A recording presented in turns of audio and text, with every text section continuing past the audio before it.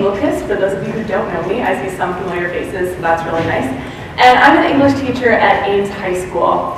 So today I'm going to share with you a little bit about how I incorporate choice for my students in the classroom. I'm going to share sort of some of my journey with choice and the failures as well as the successes, because I think as an English teacher, I've always had some element of choice in my classroom, giving students the opportunity to write about different topics or write in different styles. But I realized last year that I really wanted students to be more engaged in their learning and more engaged in what they do in the classroom. So last year I decided to be more intentional about integrating choice for my students in their learning. So I'm going to share a little bit about that with you today, and what I've learned overall is just that choice is incredibly powerful. Giving students that choice is powerful in putting that learning in their hands. So to start off with, a few resources for you. There's my Twitter handle, and I hope, oops, I have the wrong hashtag on there. I gave this presentation last Friday at our English teacher conference, so yeah, that's up there. So don't have to tweet ICTE 2015.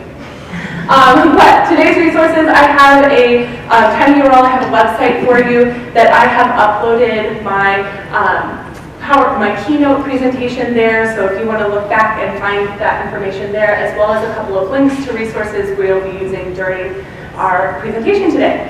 I also have a Today's Meet, so if you're familiar with Today's Meet, you should get on that and do some back channeling during the session today. If you are like me and somewhat introverted, don't necessarily want to raise your hand and ask that question, this is kind of a safe space to do that. So go to tinyurl.com/kengelkes. If you can spell my last name, it's KENGELKES and POC. So if you go to that tiny URL, it should open our Today's Meet, and you just type in your name and start talking. So to start off with, if you type in just kind of your name, where you teach, what you teach, as a way of introducing yourself to our group today. And then I'll be monitoring this as we go, and you can ask any questions or make any comments, anything like that.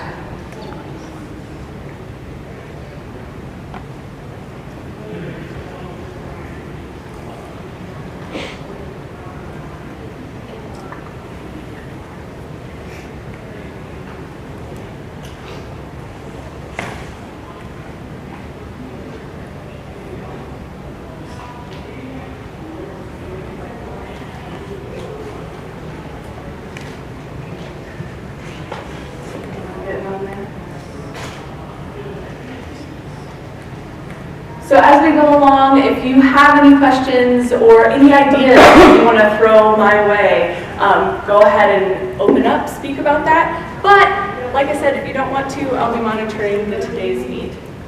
So.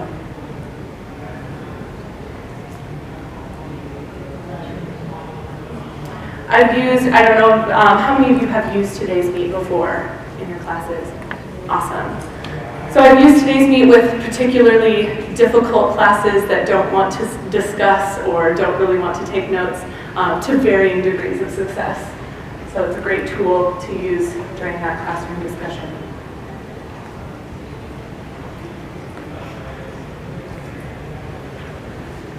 All right. If my internet's working, I'll be able to monitor this. Okay. Everyone ready to move on now? All right. So I'm going to begin my portion of the talk with talking with a John Dewey quote. John Dewey said, "Every great advance in science has issued from a new audacity of imagination." So I think a lot of times our system of education fails students because we are taught we have to standardize everything. They have to sit there and learn and meet all of these different standards and different test scores and that sort of thing. And so we're forced sometimes into teaching in a way that maybe we don't feel comfortable with. And we're forced to almost kill creativity for students in some of these things that we're maybe asked to do in our schools. But Dewey says, the opposite. If we want amazing scientists, if we want creative engineers, if we want new technology in the future, we need students who are creative, who can think about things in a different way. And so if that's something we value for our future, then we need to be showing that we value that in our classrooms and giving students those experiences to be creative. So for today's talk, I'm going to talk a little bit about a way I see of implementing choice in the classroom, and specific to my classroom, what I've done, give you some examples for that. But I think that project-based learning, giving students the ability to run with an idea and do something creative is critical, because having an experience really ties that learning, those mental processes we want students to go through, because they have something tangible that they've experienced.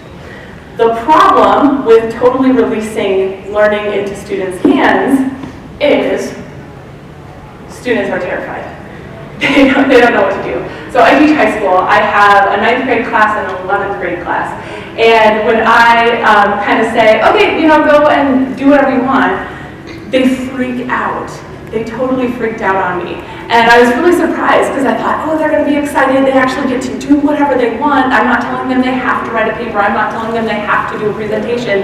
And the total opposite happened. And they were like, Mrs. Engelkis, we've never done anything like this before. We don't want to do this. So we have to think. And I'm like, well, yeah, you do.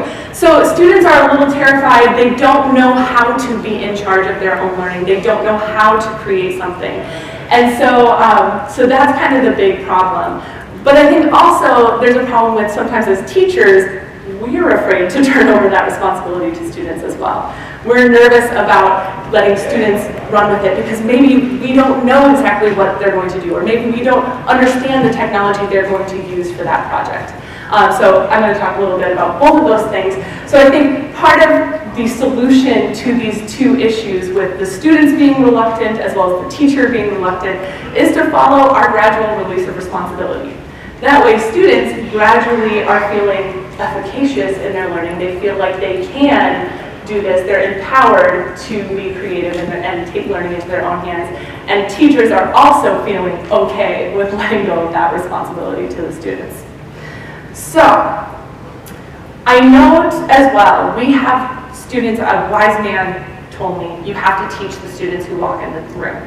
And so we do have some students who aren't as able to tackle a completely free project or do whatever they want with their learning.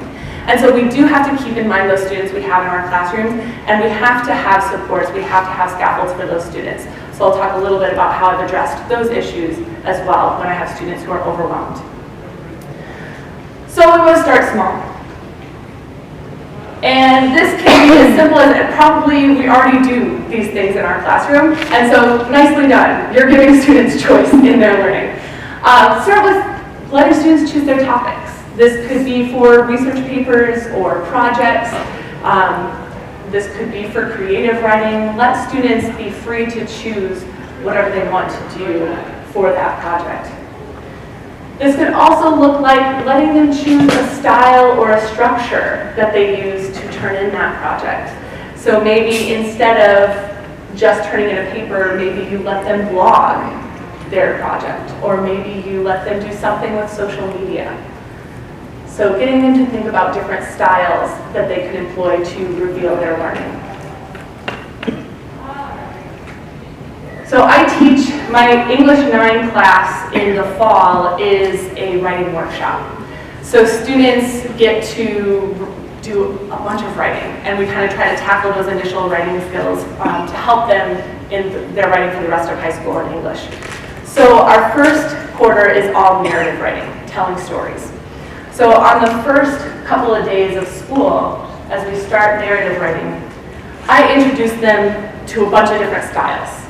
So they all know narrative, tell a story, right? They've read narrative all their lives, they've heard narratives all their lives, they tell narratives at lunch, they tell narratives after school. So I introduce them to different ways to teach narrative, or to write a narrative. So I show them a children's book. I show them at the top there, that is a short story by Sandra Cisneros called My Lucy Friend Who Smells Like Corn.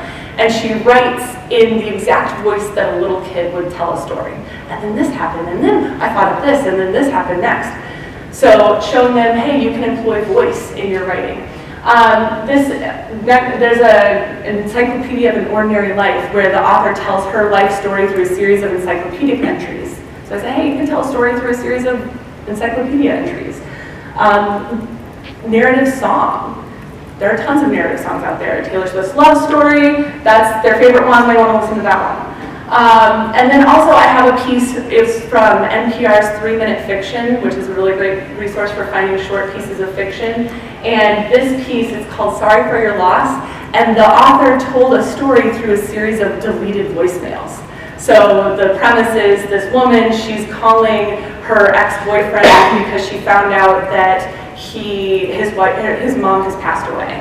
And so she's calling, trying to think of the perfect thing to say, because what do you say to this former boyfriend who you haven't talked to in a really long time? What do you say to them? And so she's recording these voicemails and then deletes them. So it's really interesting. So I give them these different styles because if we give them these different models or different ways of tackling the project, then they feel free to mimic that or make it their own. So I had one student this year, she wrote a story in a series of deleted text messages. So we have our main character, our narrator, who's texting Leo, and she keeps deleting the text messages. So she, directly took from this piece that we looked at in class, but she put her own spin on it and she made it her own. And the model just helped empower her to do so. This student, she told a little more traditional narrative, but she didn't do anything weird with format or anything like that. But she used a lot of ambiguity in her writing, and she also used a lot of repetition. So it says here, I thought it was very strange. I asked Mom about it while she spread peanut butter on a slice of bread. She looked at me like I was the crazy one, so I didn't ask any further questions. As the day went on, the thing got stranger and stranger. At school, I asked Mrs. Lunsford about it. She told me to ignore it. I don't think she cared, though, because I heard her tell that to one of my friends later when she complained that someone was bothering her at recess. So I didn't ask any further questions. So there's this weird it thing that's happening throughout, and she keeps saying, so I didn't ask any further questions. And then in the end, it turns out she's in this virtual reality simulation, and she's thought that was reality, and then she wakes up and she's in real life. So, but she told me, she's like, this took me a really long time because I have never done anything like this before. I've never written like this before. But in looking at these models, she felt empowered to explore and do something different and take on a new style of writing. And she also was completely engaged because she's like, hey, I see something, I have that curiosity that I want to try this. I want to do this because I've never done this before. So putting curiosity back in writing through that, I think that was awesome. So once again, this is the students just keep going. All right, so as we go through, we want to build in more choice for our students. And so I think something with this, it could be then giving them options. So maybe you still kind of have that control over what they're turning in, but you give them options for a project that maybe they could turn into a paper or a video or a presentation. Something that many of us do already as well. This could also look like options for programs. So if you are doing a video project, or if you are doing some sort of comic creation project, maybe instead of saying everyone has to make an iMovie, or everyone has to use Comic Life, or whatever, you let students say, hey, here are a few different programs I know of. If you have another one that you really know how to use that one. And so I think this is where a lot of teachers get a little nervous because we feel like we have to be tech support, right? We have to know the program before we let the students work in the program, and that's totally a lie.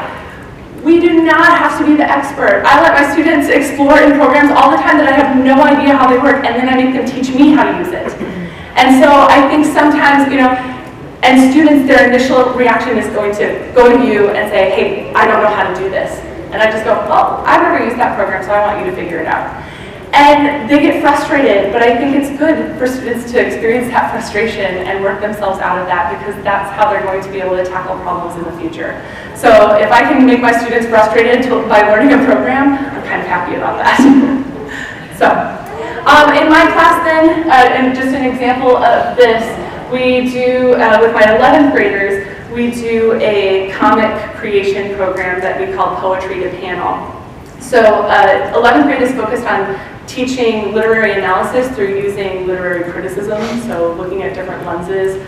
We look at text through the gender lens or through the psychological lens. So when we did one of our lenses, we had students read a poem and analyze the poem, and then they had to create a comic representation of that poem, and then analyze the choices they made as the creator of that comic. So they had to talk about visually what they did and why they made those choices. So here are a couple of examples, and I let students choose whatever program they wanted to use, and these are all online, free sites for students to use. How many of you have heard of Bitstrips or Bitmoji or use it? Students love it. It was really huge on Facebook a couple years ago. I haven't seen as many recently, but students really like playing with that. So this is from a poem, Do You Have Any Advice for Those of Us Just Starting Out? And the poem is all about this man giving advice to future writers. And part of the poem is talking about this child playing in the library, stacking books, knocking them down, and making a bunch of noise, and these people shushing the child. And the poem says, be like the child, not like the people shushing the child. So she wrote in her analysis of it, the child in the poem seems to be unaffected by the adults trying to oppress his creativeness and shush him. The author encourages the youthfulness and joy from children in writing and encourages young writers to embrace this trait. He basically says to go against society, and even if they shush you and try to tear you down, continue to live your life the way you want to and let the child within you strive. So I love having the students then analyze what the creative moves they've made as the creator of a project, because then it really helps them to think about intentionality in the choices they've made. So that's another really great thing to do as students are having choice in the classroom. So this girl chose a different format. She chose Toon-Do to create her project, and that was because it offered something different that Bitstrips didn't. So she chose this one. This is a poem, Nights by Kevin Hart, not the comedian Kevin Hart. She definitely thought it was the comedian Kevin Hart, and she's like, wow, he writes this really deep, beautiful poetry, who knew? I'm like, well, I'll let you think that. Give her a different perspective on him, I don't know. So this poem is about, the speaker of the poem is finding his path in life, and this path is presented, and there are a lot of symbolic elements in the poem, and so those were the things that she chose to represent in the comic, were these symbolic elements. Like she talks about, there's a cup with a crack in it, which represents the path he's taking in his life, and this plate, and then she has the path, the dock going up there. So she writes, the chips in the plate are his changes, and the crack on the glass is showing that he has a path to take, showing that his changes have brought him to the path that he has come across. So that's just an example of, hey, you can have students working on different programs, and it's okay. All right, so here's where my big experiment came. For my 11th graders, last year for their semester final, I said, okay, we've learned all of these lenses, and I want to see that you know how to apply these lenses to something. So choose something to analyze using multiple lenses, and then present it to me some way. And that's your final. And that's where they flipped out. So when we get to this, then this is giving students ownership. This is giving them the power over their projects. So having student-owned projects. And I told you I mentioned the scaffolding and supports that I gave students when we got to, especially those students who couldn't handle having that totally free choice and were flipping out because they're like, I don't know how to do this. There's too much choice in this thing. There's too much choice. And so I realized part of why they freaked out was I kind of jumped to this, and I didn't have these little pieces along the way that were slowly empowering them to that moment. And so that's my big mistake that I'm sharing with you.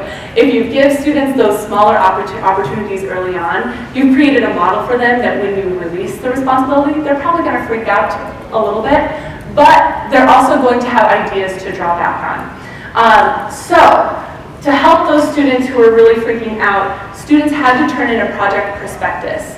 And I took this from my grad school classes because we had totally free open projects. And they said, okay, just turn in a prospectus. What are your intentions for this project? So students had to turn that in a couple weeks before the project was due to let me know, hey, I'm planning on analyzing this, and I'm I'm going to present it using this method. So that helped a lot because I knew then what students were working on, and I could also give them advice as they moved forward. The other thing that's really important is individual conferences with students. Taking the time to sit down with the student and say, okay, here's what you're working on, where are you going from here, what are your steps, helping those students lay out how they're going to make this project successful. So those individual conferences are critical, and that's where you are going to help those students who maybe can't handle the totally free choice. Something that, in retrospect, as I was reflecting on last year and also thinking about how to change this for this year and preparing this presentation really, I thought, maybe having more group brainstorming opportunities for students. So in their small groups, thinking about, well, hey, here's an idea I have for what I'm going to analyze.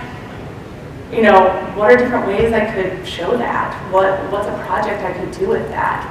And so hopefully, if I have given them those experiences along the way, they'll have different ideas. Oh, hey, remember when we made those comics? Maybe you could do this or that. So having more group brainstorms to help them with that, I think that's something I would incorporate this year to help. So, like I said, this was where I had kind of the big failure. It wasn't really a big failure. But what I noticed from students, when students turned in or planned for their final project, I kind of given them different ideas for how they could represent their learning. I said, you could do a presentation. You could analyze, maybe do a social experiment and analyze the results of that social experiment. You could make a video. You could blog something. You could create a website. You could blah, blah, blah, or you could write a paper. So I tried to make that the least appealing option for them. So when I got the projects turned in, what do you think I got? Papers. I was like, what? You want to turn in like a 5-page paper versus making a blog or doing a website or whatever, anything else, a paper versus anything else, the world is open to you.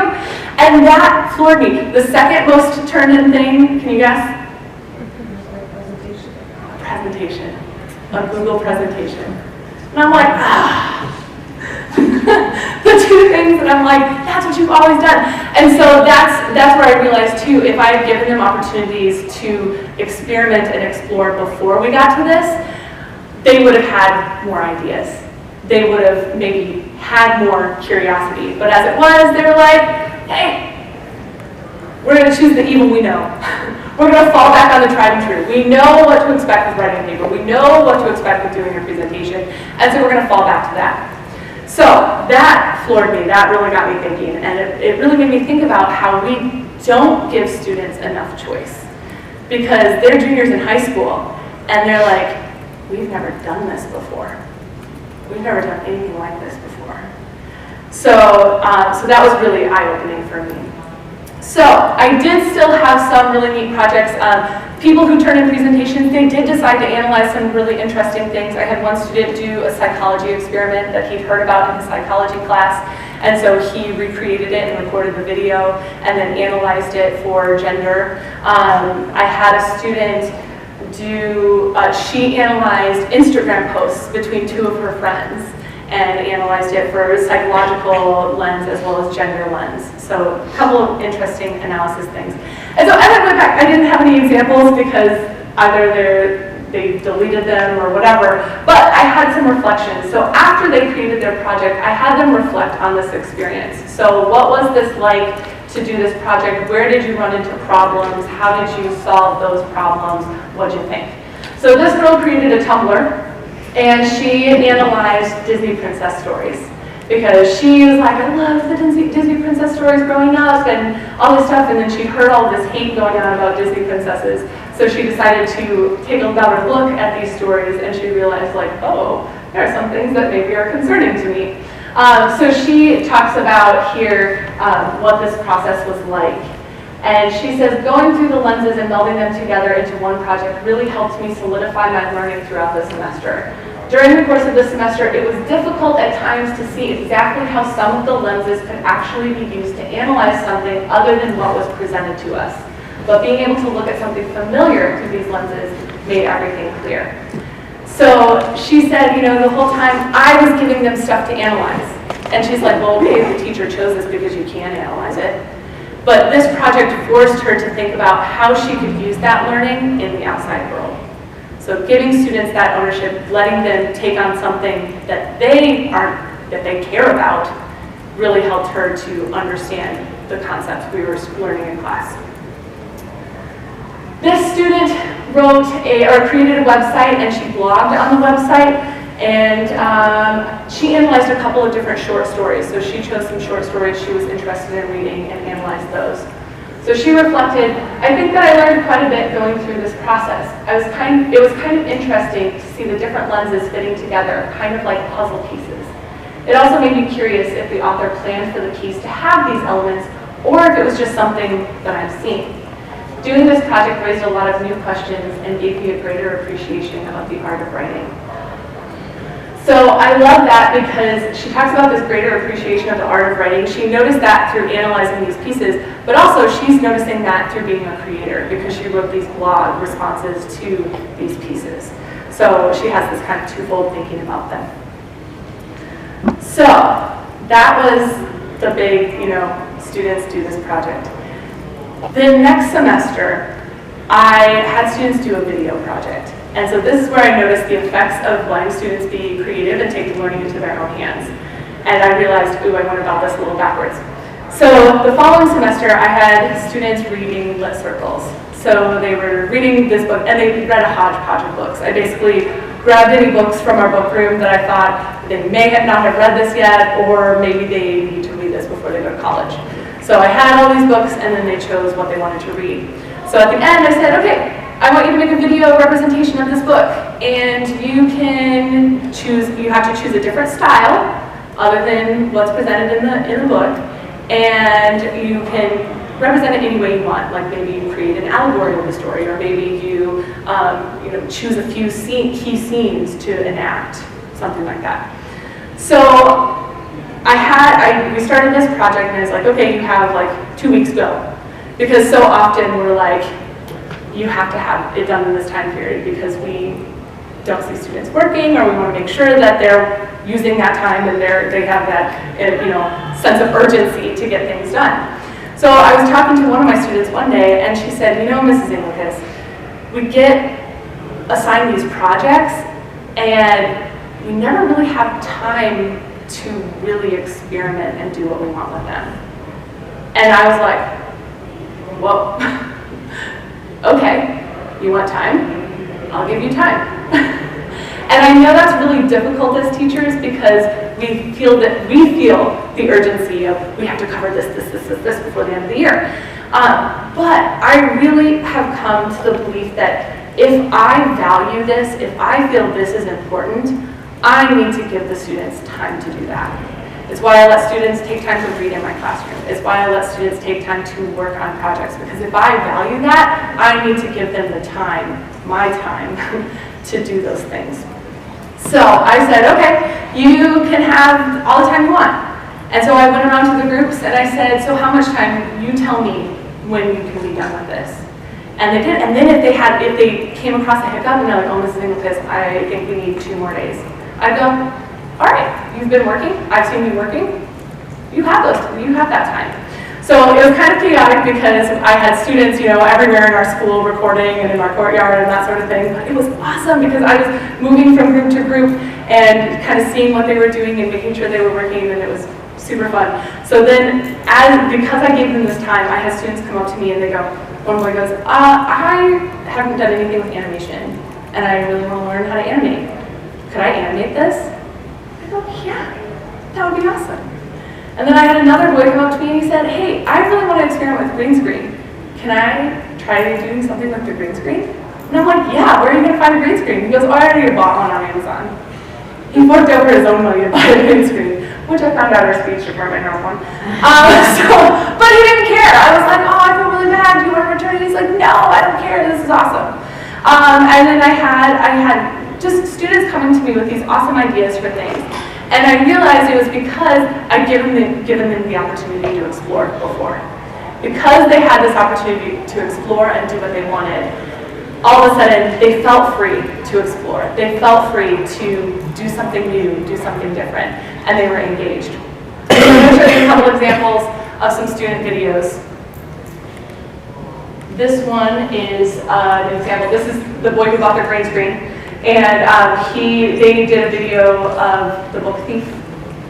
I don't know if anyone's read The Book Thief. If you haven't, you should. It's amazing. It's one of the best books ever. All right. I want to show you the green screen, actually. It's really rough. It's not very good green screen stuff, but man, he worked, and that group worked so hard on it. So I was really pleased with the results. I saw The Book Thief 3 times. The train came quickly.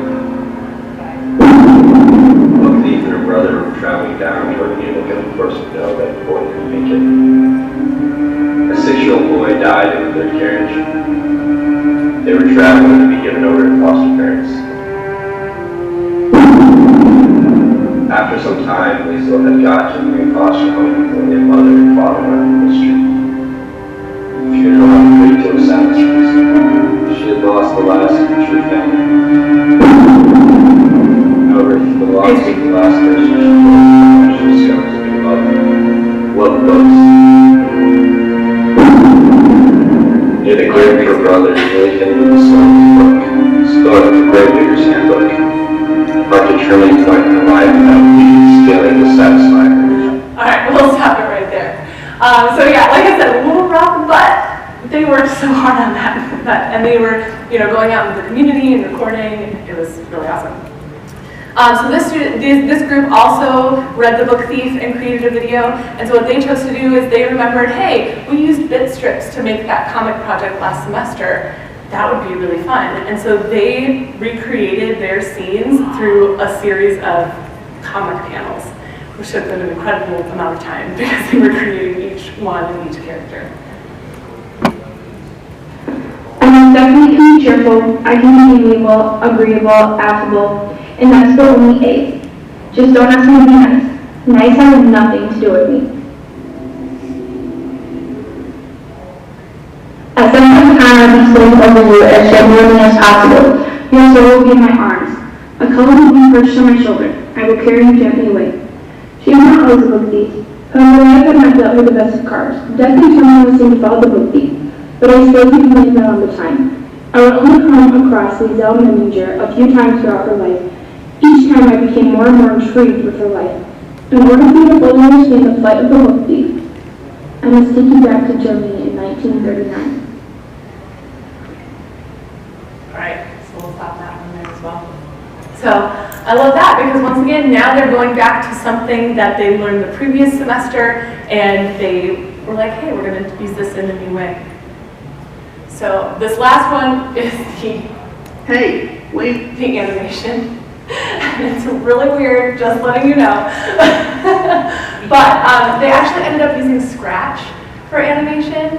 So if any of you are familiar with Scratch, they used that to animate their piece. So I'm going to show you a couple of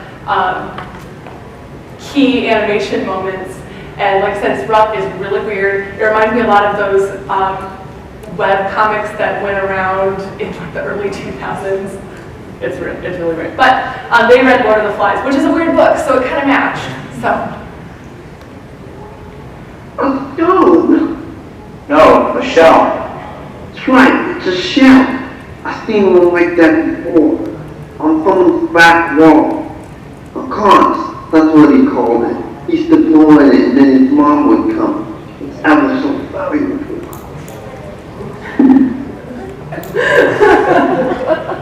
Careful, you'll break it! Shut up.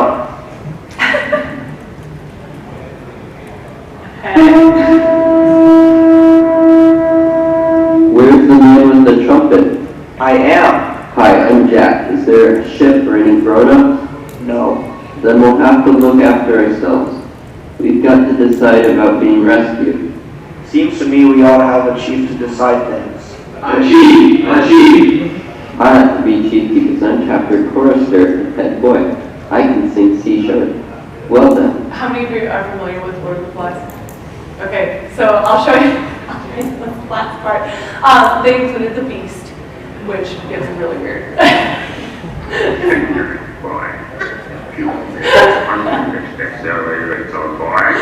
Alright, so that's just a quick little snippet from their wonderful video. So, ultimately, like I said, I was just floored that because I was just like, oh, make a video, whatever. And then they were coming to me with all these amazing ideas. And so that really spoke volumes to me that if you give students that opportunity to explore and experiment, and you give that to them more than just one time where you say, hey, do your own project, then really they get engaged from there on out and they feel free to explore. So, as I thought back to last year, as teachers, we often reflect. That's where we, really realize, oh, this went well, this didn't work, how can we change that? It is so critical for us to be reflective. It's equally as critical for students to be reflective because, and Julie says, we do not learn from experience, we learn from reflecting on experience. Experiencing something is one thing, and it's so important to experience something because you have, with your learning, you have something tangible to connect that to. You have something to connect that learning to if you experience something. But it's on reflecting that we realize what we've learned. It's through reflecting that we realize, oh, I'm taking that away, and I'm taking that away from the piece. And just like we saw from my students who reflected on their final projects, they themselves said, hey, we didn't realize what we were actually learning until doing this project. And I bet she really didn't realize it until she wrote that reflection over the project. Because otherwise it's just a project. So reflecting is critical. This is a picture of my students having a sword fight in my classroom as we're reading Much Ado About Nothing. And if they have this sword fight, that's awesome, that's super fun. But it's when we start reflecting on why we had that sword fight, start thinking about, why would Shakespeare include sword fighting in his play, and why at this moment, and what's happening with these characters, that's when they start to realize why we do these experiences, and they have something to connect that to. Reflecting also really helps me because I've had suggestions from students on how I could change things. One student said, when we did our semester final, she's like, you know what, this would have been really helpful to do stuff like this throughout. And I said, oh, you're right. I'm going to change that for next year. So students, I love it because I get to hear their voice and I also hear how they perceive what we're doing in class. And I get to see their ideas for how to make this better for them. Because I can think about what I think will make it better for them, but it's best when they tell me what really could make things better for them. So we have a little bit of time.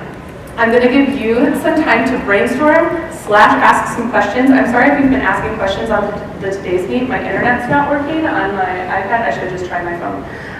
So I'll kind of look through that and scan through that. So if you go to tinyurl.com/KEPadlet, how many of you have used Padlet in your classroom? Good.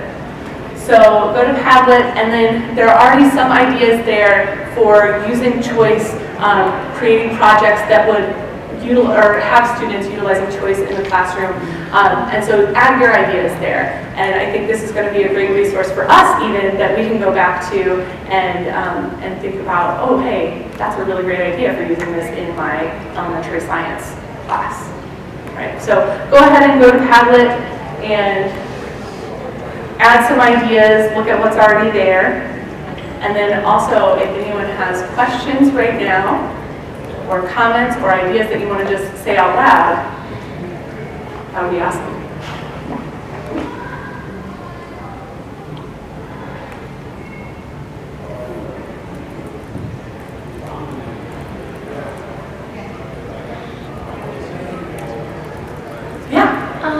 Could you do something like, just like when you're building up their choices, like throughout the year, could you give them like I guess one of my thoughts is like kind of like a tic-tac-toe board where they have to try different ways of presenting the information, and then, I don't know if you're familiar with tic-tac-toe board where they have to kind of do 3 different projects so they can make like a straight line or whatever, and then that way they have to go through, and if you say like they have to go through the center, and at least they have to try and see if they like it, because sometimes they may not know what they like. It's true, and it's scary for them to jump out and try something new. You're exactly right. I think that would be an awesome way. And maybe say you can't do a paper on this particular one, just so that maybe then they wouldn't have that to fall back on, because a lot of them, I know I probably would have too, because it's the easier way to get stuff done. Exactly. They know the expectations for that.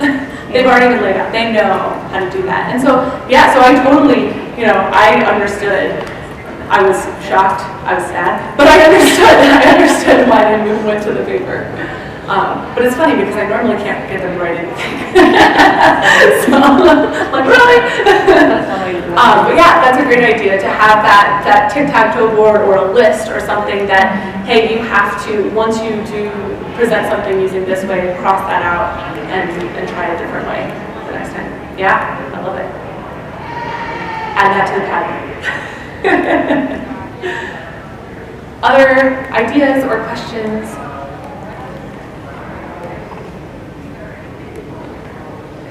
I had a middle school, we did a lit circle unit as well, and the students asked if they could do a song. So they started writing a song that fit, actually, they chose Whipping Boy. So they were writing a song about Whipping Boy, which you can imagine as middle schoolers how that song went. But it completely tried back to different things within the book. They realized they weren't able to get everything I was asking for the presentation on it, so then they asked if they could make it an album. So they had their theme song as their first song, and then they went through chapter by chapter as their different song lists. Cool. And instead of creating their own songs, they worked on citations and included different songs from different YouTube videos that would then come back in and fit in with each chapter that they had read and use that as it. So that's another idea too. Cool. Yeah. And I love how the students then advocated, and they had that realization, hey, we can't do all of this.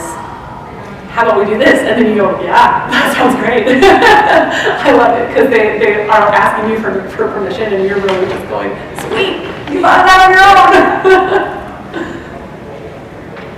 Any other ideas or questions?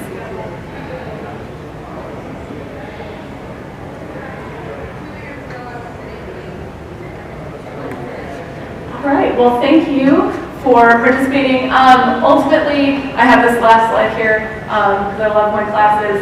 Ultimately, students feel empowered when we give them choice and we let them take learning into their own hands.